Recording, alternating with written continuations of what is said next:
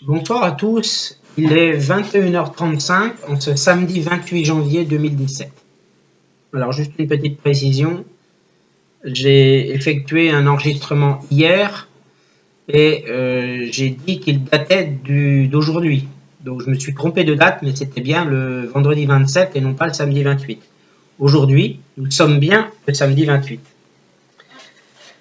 Au nom du Père et du Fils et du Saint-Esprit. Amen. Notre Père qui es aux cieux, que ton nom soit sanctifié, que ton règne vienne, que ta volonté soit faite sur la terre comme au ciel. Donne-nous aujourd'hui notre pain quotidien.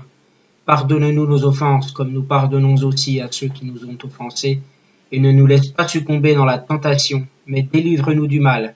Car c'est à toi qu'appartiennent le règne, la puissance et la gloire, pour les siècles des siècles. Amen. Je vous salue Marie, pleine de grâce. Le Seigneur est avec vous. Vous êtes bénie entre toutes les femmes, et Jésus, le fruit de vos entrailles, est béni. Sainte Marie, Mère de Dieu, priez pour nous pauvres pécheurs, maintenant et à l'heure de notre mort. Amen.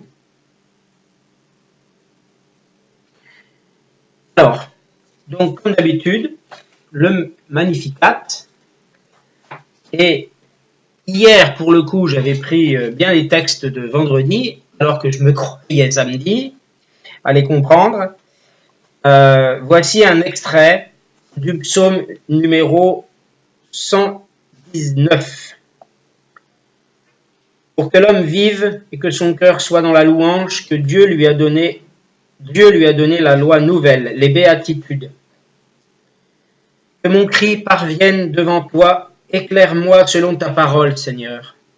Que ma prière arrive jusqu'à toi, délivre-moi selon ta promesse. Que chante sur mes lèvres ta louange, car tu m'apprends tes commandements. Que ma langue redise tes promesses, car tout est justice en tes volontés. Que ta main vienne à mon aide, car j'ai choisi tes préceptes. J'ai le désir de ton salut, Seigneur. Ta loi fait mon plaisir. Que je vive et que mon âme te loue. Tes décisions me soient en aide. Je m'égare, brebis perdue. Viens chercher ton serviteur. Je n'oublie pas tes volontés. Gloire au Père et au Fils et au Saint-Esprit, pour les siècles des siècles. Jésus, pasteur fidèle à ta promesse, mon cri te parvient-il? Viens chercher la brebis qui te désire. Nous allons maintenant dans le livre de la sagesse. Alors, je le rappelle, c'est un livre apocryphe, ou dit aussi deutérocanonique, qu'on ne trouve pas dans toutes les Bibles. Donc, le livre de la sagesse, nous allons en chapitre 7. Alors voilà, comme le Magnificat, il revient 2 fois, je vais faire un groupé. On prend donc le chapitre 7 à compter du verset 7. C'est l'amour de Salomon pour la sagesse. Voilà pourquoi j'ai prié, et Dieu m'a accordé l'intelligence. Je me suis adressé à lui et j'ai reçu l'esprit de la sagesse. Je l'ai jugée plus importante qu'un trône ou que le pouvoir royal. La richesse n'était rien à mes yeux en comparaison d'elle. La pierre la plus précieuse me paraissait sans valeur à côté d'elle. En effet, par rapport à la sagesse, tout l'or du monde est comme une poignée de sable, et l'argent ne compte pas plus que la boue. Je l'ai plus estimé que la santé et la beauté, je l'ai préféré à la lumière, car son éclat ne s'assombrit jamais. Or, en même temps que la sagesse, tous les biens m'ont été accordés. Elle tenait en ses mains une richesse incalculable. J'ai joui de tous ces biens parce que c'était la sagesse qui me les apportait, mais je ne savais pas encore qu'elle-même en était la mère. Ce que j'ai appris d'elle avec un cœur sincère, j'en fais part aux autres sans réserve. Je ne cache rien de sa richesse, car elle est pour les hommes un trésor inépuisable. Ceux qui acquièrent ce trésor obtiennent l'amitié de Dieu, les effets de l'instruction les rendent recommandables à ses yeux. Dieu est la source de toute connaissance. Que Dieu m'accorde de parler avec bon sens et d'avoir des pensées dignes des dons qu'il m'a accordés. Il est en effet le guide de la sagesse et celui qui remet les sages sur le droit chemin. Il nous tient en son pouvoir, nous-mêmes, avec nos paroles, toute notre intelligence et tout notre savoir-faire. Voilà. Alors, on va s'arrêter là pour ce passage du livre de la sagesse. Salomon avait préféré la sagesse à tout autre bien que Dieu était prêt à lui donner. La prière joue un rôle dans la recherche de l'esprit de sagesse qui semble indissociable de Dieu. Elle est la source de tous les autres biens. Aimer la sagesse, ce n'est pas se la réserver, c'est la transmettre avec générosité. La sagesse transmise à l'homme lui donne accès aux connaissances humaines sur le monde et une certaine maîtrise des éléments. Mais l'auteur insiste, Dieu est la source unique de cette intelligence des choses. La sagesse ne peut-elle pas nous aider aujourd'hui à concilier savoir scientifique et foi en un monde créé par Dieu? Ce que je perçois, moi, dans ce message, c'est tout simplement que la sagesse est un peu le corollaire de la foi. C'est-à-dire que si effectivement on a réellement la foi, qu'on est assuré au fond de soi des choses qu'on espère, et que grâce à cette foi, on a réellement la démonstration des choses qu'on ne voit pas, alors on peut penser et agir avec sagesse. Nous allons justement parler de la foi en prenant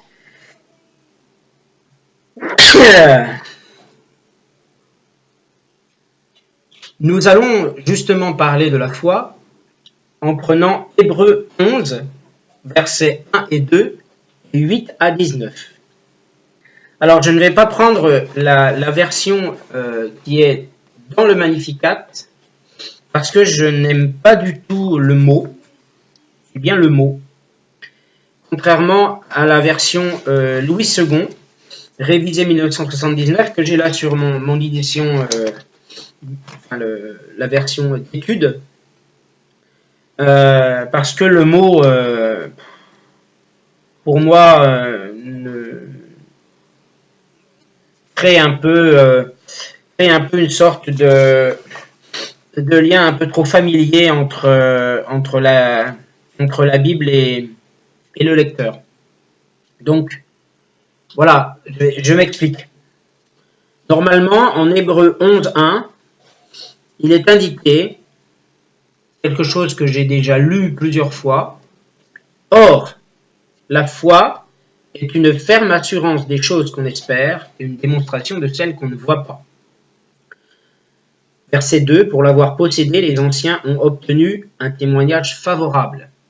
Verset 3, c'est par la foi que nous reconnaissons que l'univers a été formé par la parole de Dieu, en sorte que ce qu'on voit n'a pas été fait de choses visibles. Donc là, le sens de ces 3 versets est clair.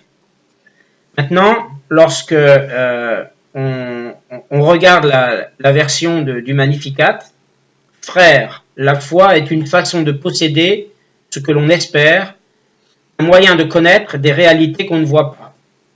Et quand l'Écriture rend témoignage aux anciens, c'est à cause de leur foi. Donc, par contre, effectivement, je suis allé jusqu'au verset 3, mais là, le verset 3 n'y est pas, puisqu'il passe ensuite au verset 8. Donc, allons-y au verset 8. C'est par la foi qu'Abraham, lors de sa vocation, obéit et partit pour un lieu qu'il devait recevoir en héritage, et qu'il partit sans savoir où il allait. C'est par la foi qu'il vint s'établir dans la terre promise, comme dans une terre étrangère, habitant sous des tentes, ainsi qu'Isaac et Jacob, les co-héritiers de la même promesse. Car il attendait la cité qui a de solides fondements, celle dont Dieu est l'architecte et le constructeur. C'est par la foi que Sarah elle-même, malgré son âge avancé, fut rendue capable d'avoir une postérité, parce qu'elle crut à la fidélité de celui qui avait fait la promesse. C'est pourquoi d'un seul homme déjà usé de corps naquit une postérité nombreuse comme les étoiles du ciel, comme le sable qui est sur le bord de la mer et qu'on ne peut compter. C'est dans la foi qu'ils sont tous morts, sans avoir obtenu les choses promises, mais ils les ont vues et saluées de loin, reconnaissant qu'ils étaient étrangers et voyageurs sur la terre. Ceux qui parlent ainsi montrent qu'ils cherchent une patrie. S'ils avaient eu en vue celle d'où ils étaient sortis, ils auraient eu le temps d'y retourner. Mais maintenant, ils en désirent une meilleure, c'est-à-dire une céleste. C'est pourquoi Dieu n'a pas honte d'être appelé leur Dieu, car il leur a préparé une cité. C'est par la foi qu'Abraham offrit Isaac lorsqu'il fut mis à l'épreuve et qu'il offrit son fils unique, lui qui avait reçu les promesses et à qui il avait été dit « En Isaac, tu auras une postérité appelée de ton nom. » Il pensait que Dieu est puissant même pour ressusciter les morts. Aussi, il retrouva son fils, ce qui est une préfiguration. Prenons maintenant Marc 4, 35-41. Démonstration de puissance. Sur le soir, Jésus leur dit « Passons sur l'autre bord. » Après avoir renvoyé la foule, ils l'emmenèrent dans la barque où il se trouvait. Il y avait aussi d'autres barques avec lui.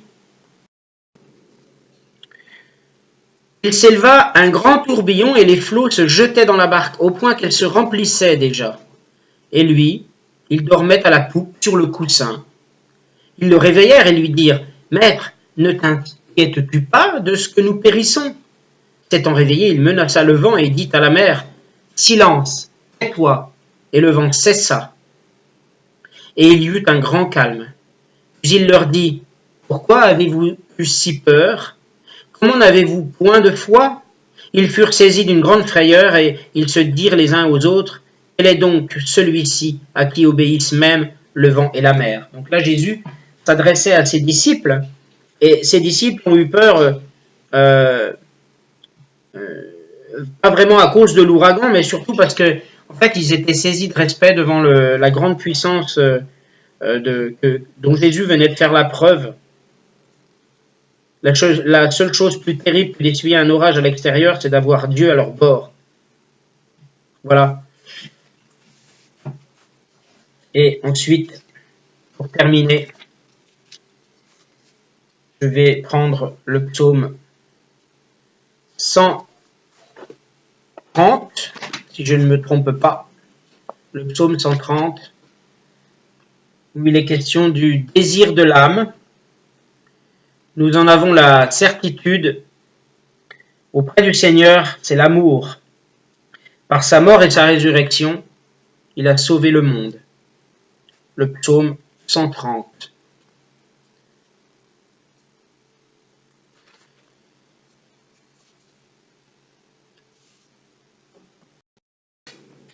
Alors je vais lire, il est court, hein, je vais lire la version sur Louis II.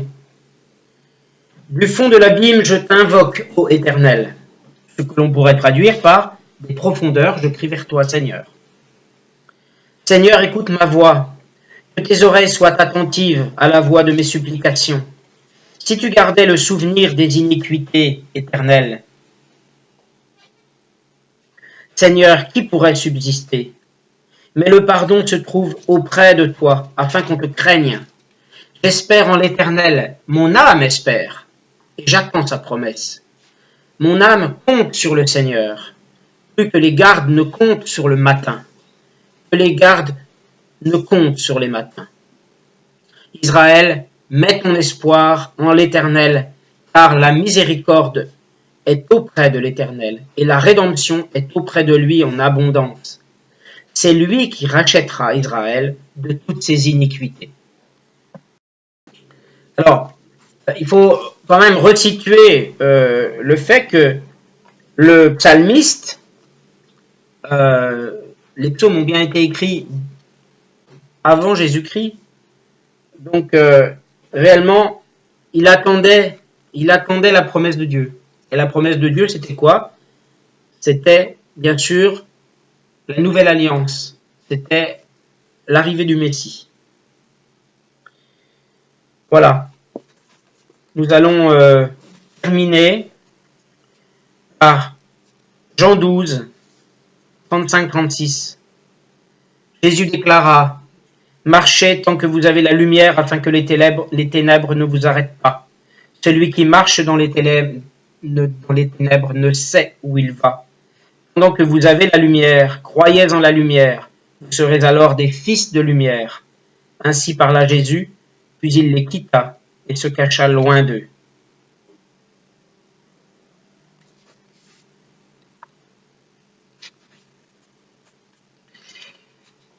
Je vais terminer par une prière, la prière du Gloria, gloire à Dieu et au Fils et au Saint-Esprit, comme il était au commencement, maintenant et toujours, et pour les siècles des siècles. Amen. Et ensuite, une prière pour la Vierge Marie. Salut Reine des cieux, salut Reine des anges, salut tige féconde, salut porte du ciel, par toi la lumière s'est levée sur le monde. Réjouis-toi, Vierge glorieuse, belle entre toutes les femmes, salut splendeur radieuse, implore le Christ pour nous. Voilà, merci à tous pour cette écoute de cette courte séance et à très bientôt.